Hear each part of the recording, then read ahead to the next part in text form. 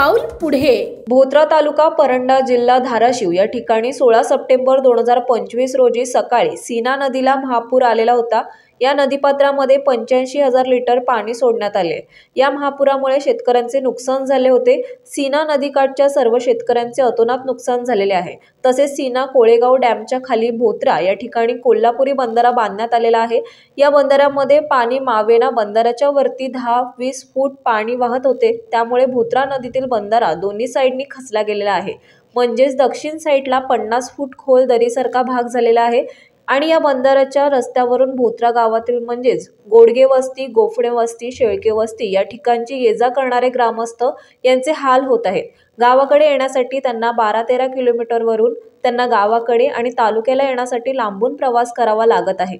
तरी केंद्र शासनाने आणि महाराष्ट्र शासनाने मार्ग काढून भोत्रा सीना नदीवरील बंधारा दुरुस्त करण्यात यावा, तसेच बंधारालगत असणारी शेती पूर्णपणे वाहून गेलेली आहे, अशी आशा भोत्रा गावातील ग्रामस्थ शेतकरी वर्ग करीत आहेत।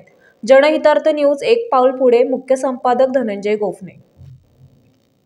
आपल्या परिसरातील बातम्या पाहण्यासाठी चॅनलला सबस्क्राइब करा, व्हिडिओला लाईक करा आणि बेल आयकॉन दाबायला विसरू नका।